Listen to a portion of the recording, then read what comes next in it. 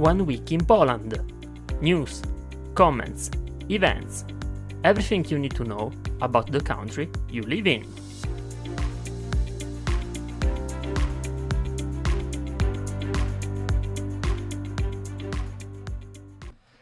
Hello everybody, welcome back after a 2 weeks break to a new episode of 1 week in Poland, the information service of IMI Radio, which tells you what's happened in the country in the last 7 days. My name is Fabio Turco. I'm an Italian journalist living and working in Warsaw, and I will take you to discover the news and the facts of the week. The second part of the broadcast will be, as usual, more focused about Warsaw, the events, the concerts, well, all the things you can do to hang out and enjoy this vibrant city. So, if you are ready, and I'm sure you are ready, we can start with the first news. The first news is... you can imagine which is it. Is something political. The last Sunday, June 9, Polish voters, like the rest of the European Union, went to the polls for the European Parliament elections. The results declared a victory for Civic Coalition, the largest party in the governing majority, which got 37.1% of the votes.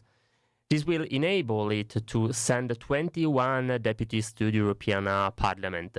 This is the first time in 10 years that Donald Tusk party has managed to beat its main opponent, Law and Justice, in an election round.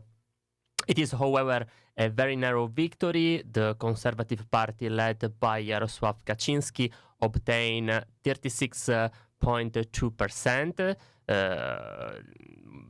less than 1% comparing to Civic Coalition. Even improved on the result of the parliamentary and last local elections in April. The real surprise, however, was the exploit of the far-right Confederation Party, which obtained 12.1% of the votes, a leap forward of almost 5 percentage points from the last parliamentary elections in October. The other two parties that crossed the threshold were the Third Way, the centrist of Third Way, Trzecia Droga, with 6.9%, and Left, Lewica, with 6.3%. Both of these parties, which form the governing majority with Civic Coalition, cannot be satisfied for the result. An important factor was the turnout, that indeed was very low, only 40.6%, the lowest in any election in Poland since 2014, and it is 35% less than in the parliamentary election in the last October, and it's very likely that it affected the final result. But now we got to listen some reactions from the politicians. As you can imagine, Prime Minister Donald Tusk expressed satisfaction with the victory of his party. He said, "We have shown that our choices, our efforts have a much broader dimension than just our national issues. We have shown that we are a beacon of hope for Europe." Tusk stated this to supporters following the announcement of exit poll results. Tusk highlighted the implications for other European nations, considering the general advance of the far right and the defeats of various government parties. Those in power in Germany have no reason to be happy, and those in France have reason for dramatic sadness, he added. Out of the large countries, Poland has shown that democracy triumphs here. We cannot stop in this march for good. I promise you we won't stop. Thanks to your steadfast attitude, he said to the voters. Poland is a leader of the EU. Amid ongoing conflicts in Ukraine and a migrant crisis at the Belarus border, as we will see later, Tusk framed the election as a choice between a secure future within the European Union or a riskier one under the nationalist populist Law and Justice Party, which is known for its clashes with Brussels. Law and Justice Chairman Jarosław Kaczynski admitted on Sunday night that this result is a challenge for the party and that his party must draw conclusions from what can be seen on the electoral maps. Confederation, however, was in a jubilant mood after seeing its vote share increase significantly from the 7% it got at the October parliamentary election and at the local election in April. One of its two main leaders, Sławomir Mencen, declared its result to be by far the highest in the history of our political environment. The other leader, Krzysztof Bosak, said that they would be going to Brussels to reject the European Union's Migration Pact and Ukraine's proposed membership of the bloc. This was reported by Polsat News. Addressing the president of the European Commission, Confederation Deputy Krzysztof Muława told the news service Wirtualna Polska, Mrs. Ursula von der Leyen, we are coming for you. He claimed that she was chosen to oppress Poles for 5 years and look out solely for German interests. So this is the position of Confederation, very harsh towards European Union, the Commissioner Ursula von der Leyen towards Germany. And now we leave the politics, we close this page, and we go to something happened this week. At midnight of Thursday, a new decree imposing a temporary ban on staying near the border with Belarus went into effect. This ban covers a stretch of over 60 kilometers along the border. Specifically, on a 44-kilometer section, the ban applies to an area of 200 meters from the border, while on a 16-kilometer section, the restricted zone extends about 2 kilometers wide. The regulation was signed by Interior Minister Tomasz Siemoniak. The ban affects the areas overseen by the border guard post in Narewka, Białowieża, Dubice Cerkiewne, and Cheremcha, and will be enforced for 90 days. The Interior Ministry has emphasized that the restricted area has been minimized to the necessary extent. The ban is also said to exclude villages and tourist trails to minimize the inconvenience for residents, tourists, and businesses. The primary goal of this measure is, according to the Polish government, to ensure that the safety of both the public and the authorities, including police officers, border guards, and soldiers. And additionally, it aims to limit the activities of smuggling groups that facilitate illegal migration. The establishment of this restricted zone was announced by Prime Minister Donald Tusk following a serious incident in which a Polish soldier was fatally wounded by a migrant.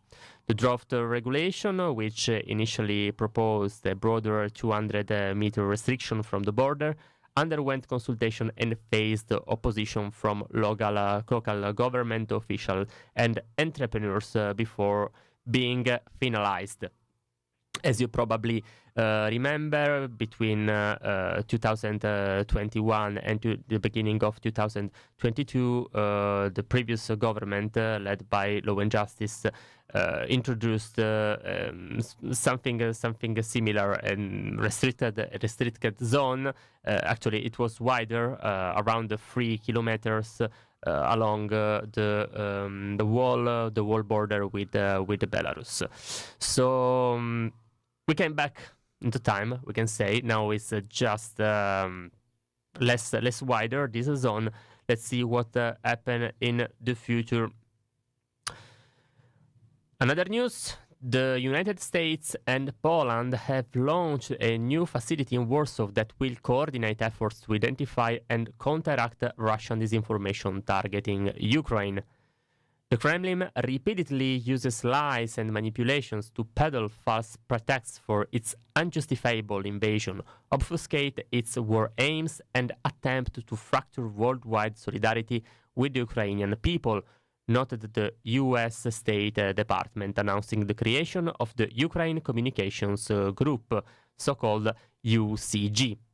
The UCG is designed to counter deceptive narratives and reinforce honest coverage of Ukraine's resilience and bravery in the face of Russia's aggressions, says the statement. The USG will bring together like-minded partner governments to coordinate messaging, promote accurate reporting of Russia's full-scale invasion, amplify Ukrainian voices, and expose Kremlin information manipulation, added the U.S. State Department. As well as Poland and the United States, the USG will involve Canada, Finland, France, Lithuania, Latvia, Germany, Italy, Slovenia, Sweden, Ukraine, NATO, and the European External Action Service. Their involvement in the project is a strong signal of our common determination to continue supporting Ukraine in its fight against the Russian invasion, says the Polish Foreign Ministry, which has provided space for the group to operate in. Tomasz Juan, the Polish Foreign Ministry's plenipotentiary for counteracting international disinformation, told the Polish radio that around a dozen experts permanently based on site will coordinate communication priorities and the production of audiovisual materials designed to counteract the Russian misinformation. These actions will be directed in particular to Africa, Latin America, Southeast Asia, and the Western Balkans, where the air is thick with Russian disinformation. James Rubin, the head of the U.S. State Department's Global Engagement Center, noted that establishing the USG in Warsaw makes sense because of the number of international officials who pass through Poland while traveling in and out of Ukraine, reported the Associated Press. And now we go to something internal. Poland's government has approved a proposal to raise to monthly minimum wage to 4,626 zloty, Polish zloty, gross next year, which would mark a 7.6% increase. It is the first decision regarding the minimum wage level made by Prime Minister Donald Tusk's cabinet, which took office in December, and it has been cautiously welcomed by both business and trade union figures, who will now take part in consultation with the government to agree the final level of the rise. Currently, the minimum wage in Poland is 4,242 Polish zloty gross, but from 1st of July it will rise to 4,300 zloty, in line with increases approved by the previous government last year. The increase proposed by Tusk government marks a slowdown from large rises in the last 2 years, of 19.4% in 2024 and 16.1% in 2023, that were linked to extremely high levels on inflation following the COVID pandemic and outbreak of war in Ukraine. High levels of inflation, which peaked at 18.4% in February last year, also meant that increases in the minimum wage were made twice a year. In normal times, the minimum wage only increases at the start of the year, but when projected inflation for the year is above 5%, there is a statutory requirement for it to rise twice a year. The government forecast inflation of 4.1% for next year, meaning a return to a one-off minimum wage rise in January. And now we switch to the cultural page. We have a couple of news here. the International Festival of Photography in Łódź in central Poland has begun, featuring more than 30 exhibitions and dozens of accompanying events.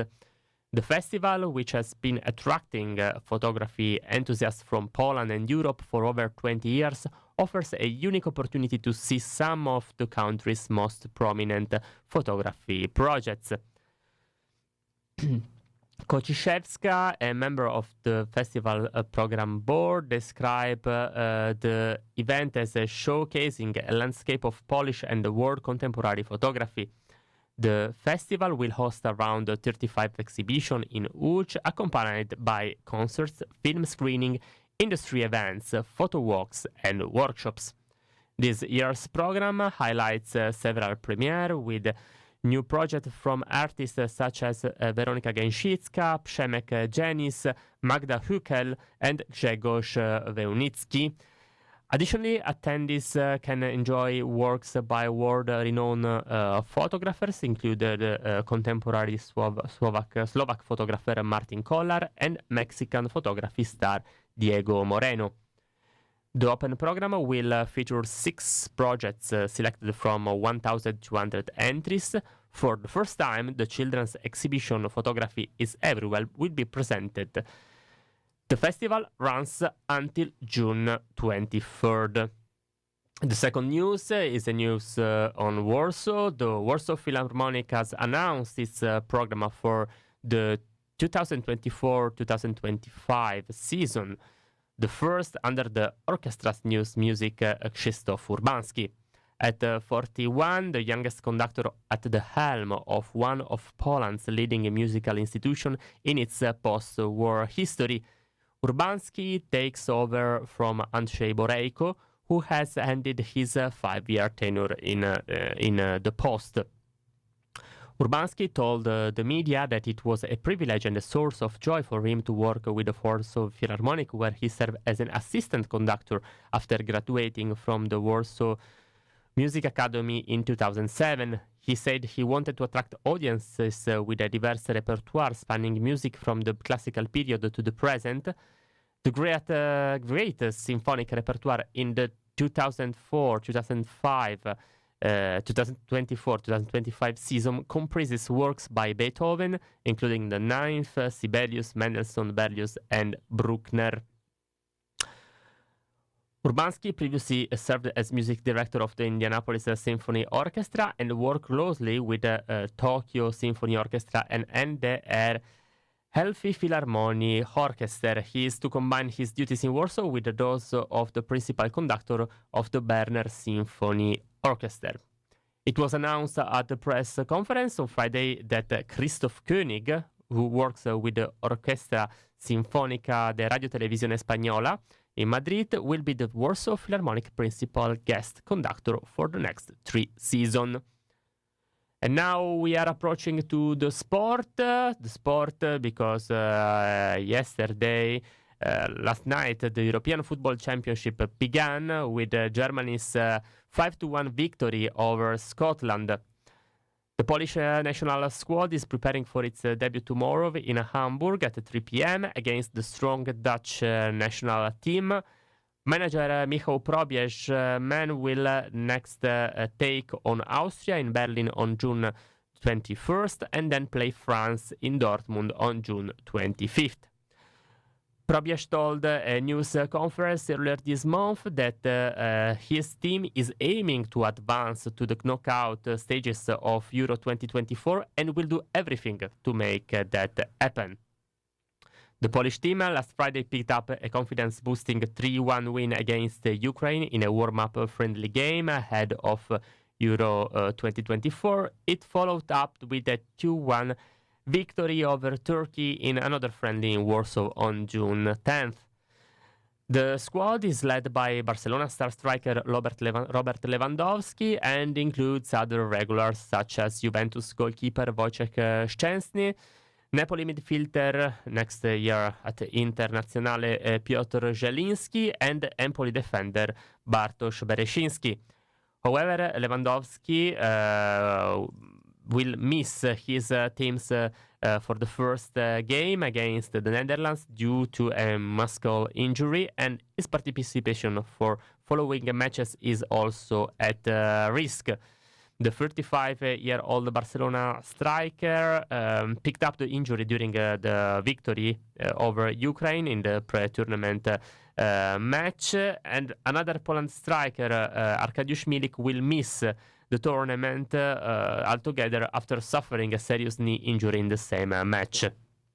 Two other players, striker Karol Świderski and defender Paweł Dawidowicz, are also nursing injuries, according to team officials. The team from 24 nations will play a total of 64 matches in 10 cities in Germany during the championship, and that which began yesterday and will run until July 14. The final will be held at Berlin's Olympiastadion. This was the last news of the first part of 1 Week in Poland, the part dedicated to the general news. Now we have a very small, very short break with a song, then we come back with a second part dedicated to the events in Warsaw. Stay with us.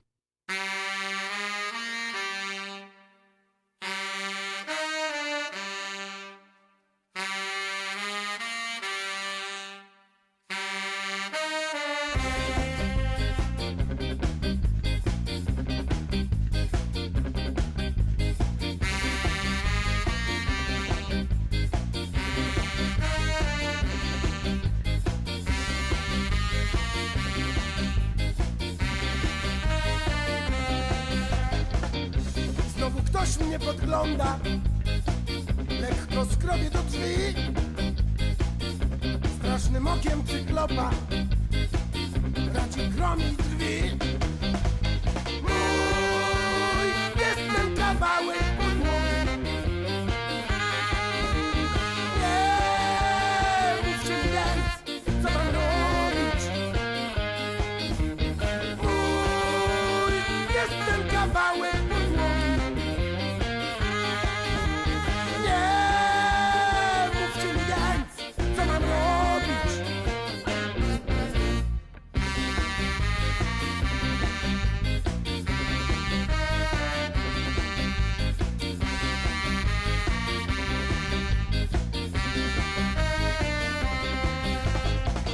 Meble już połamałem, nowy ład zrobić chcę, tym ze ścian już zdrapałem, zamurować czas drzwi. Mój jest ten kawałek podłogi. Nie mówcie mi więc, co mam robić. Mój jest ten kawałek podłogi.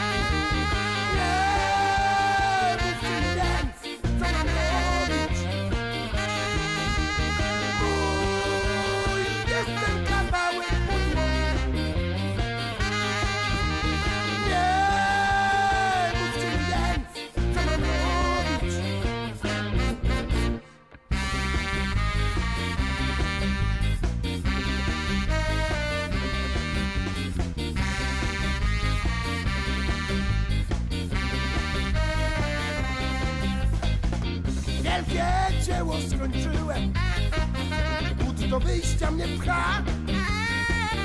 Prężę się i napinam, lecz mur stoi jak stał.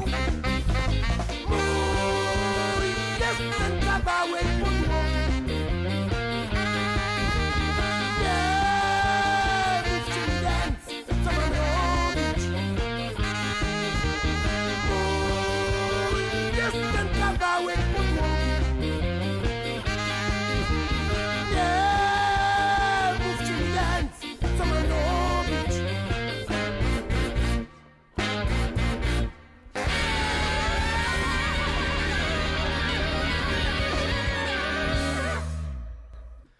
Mr. Zub, mój jest ten kawałek podłogi. This piece of floor is mine. Welcome back to the second part of One Week in Poland, the broadcast by IMI Radio, which tells you what happened in the last 7 days, and in the second part, give you some advices about what to do during the weekend in Warsaw, and give you some news about the capital city. So in this case, this week, the news of the week related to Warsaw is something that is connected about what we spoke in the first part, and is connected about Euro 2024, because the municipality of Warsaw organized the so-called Strefa Kibica, the fan zone, to allow the citizens, to allow the people to watch the matches of the Euro all together. So in this year, as in previous editions, the Strefa Kibica Warsaw Fan Zone was created at PGE Narodowe, the national stadium, and where all the people could watch the Poland's group matches and take part in attractions for the whole family. We have the statement of Mayor Rafał Trzaskowski. He said, "There are great emotions ahead of us as the European Football Championship begins. We all keep our fingers crossed for our team. That's why we decided to create a fan zone together on the grounds of PGE Narodowe," said the last week. Thank you very much to everyone involved in implementing this idea. Of course, the entire event is free of charge. All families are welcome, he added. I encourage the residents of Warsaw to visit the Warsaw Fan Zone. It will be an opportunity to cheer together and cheer. We keep our finger crossed for our team. So in the next month, the National Stadium grounds will become the heart of football emotions. It will create a white and red town of football lovers in an atmosphere that everybody will be able to cheer and experience the emotions of watching the sport competition of Poland during the tournament. Match broadcast will be displayed on a specially prepared large screen, which will ensure perfect viewing of the show. Fans will also find relaxation areas organized in cooperation with the event's partners. The attractions include face painting, inflatables for children, and a mini football pitch. Football fans will also have numerous food and beverage spots with hot and cold snacks and drinks at their disposal. All these outdoors on green meadows adjacent to the largest stadium in Poland. All the information related to the Warsaw Fan Zone will be published on a regular basis on a special website, zonekibica.com.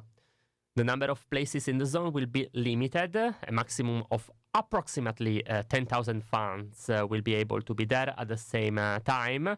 The event, as I said, is free and does not require generating an entry ticket. So you can show at the gate and enjoy the match.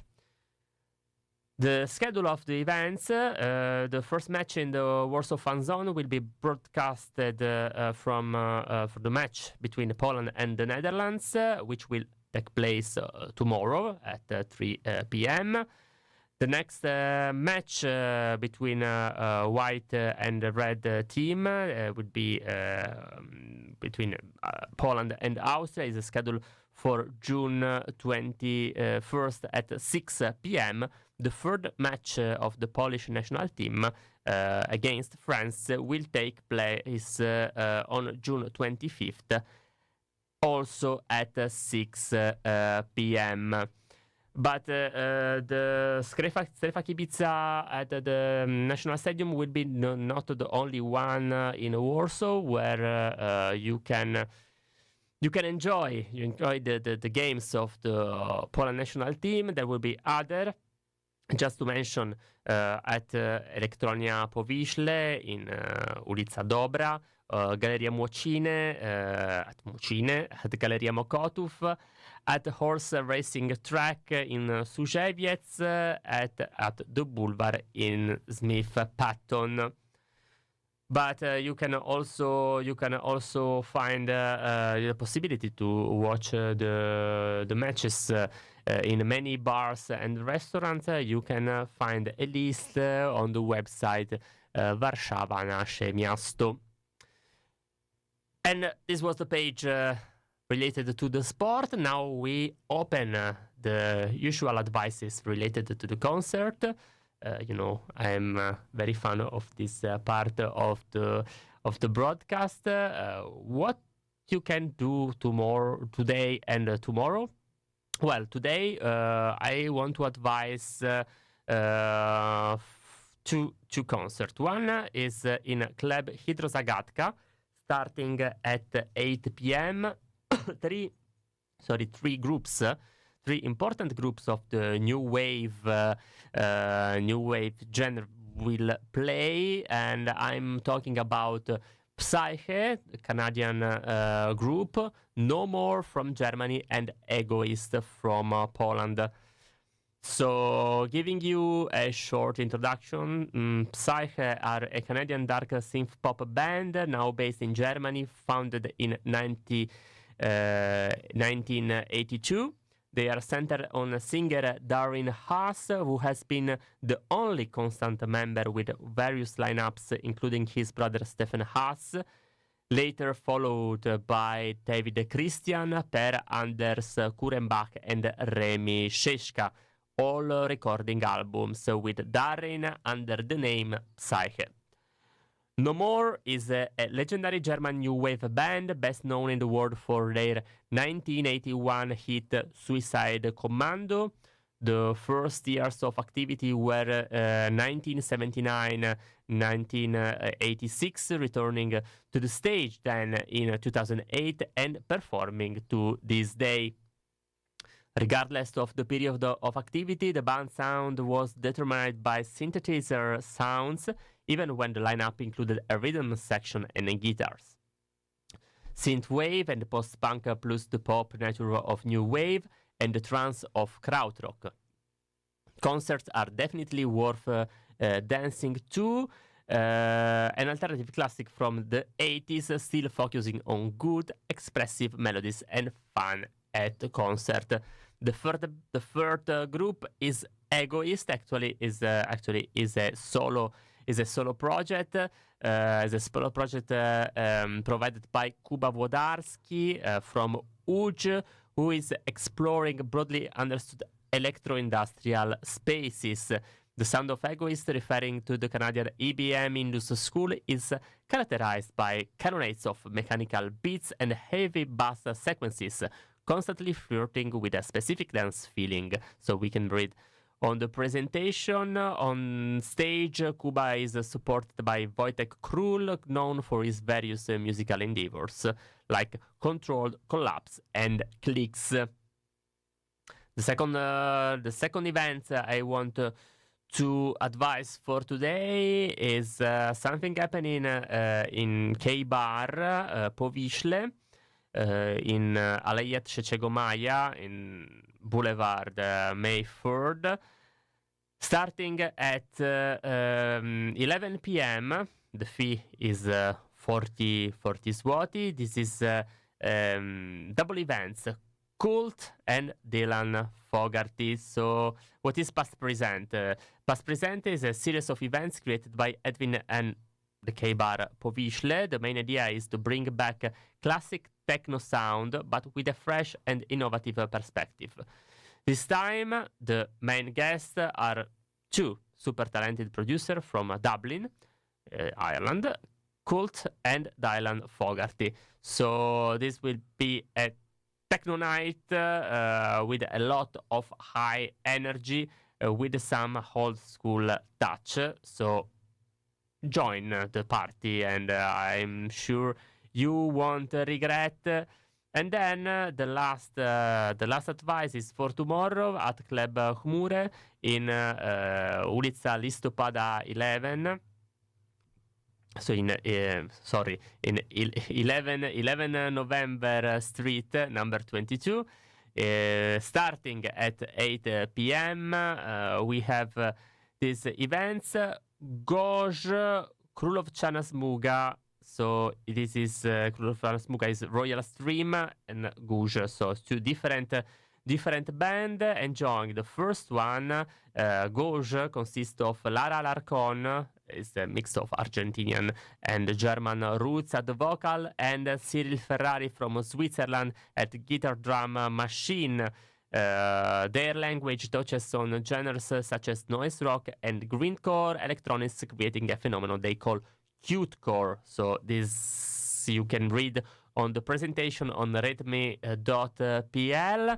Royal Stream, Królovčana Smuga is a one-man project from Biugorai. It performs music at the intersection of many genres, drawing heavily from folklore, alternative, rap, and metal to give it its own style, which can be labeled freak, horror, folk, and under the guise of ludic tradition. So this is something very specific.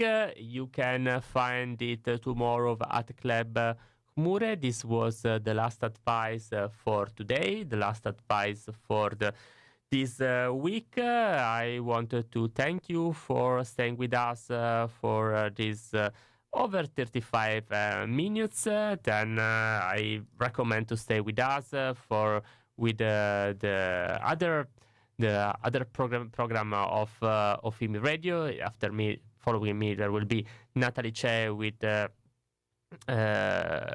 Sierra program, and I leave you with a song, Bug Till Love. So we'll have the next meeting in 7 days with other news from Poland. Bye bye.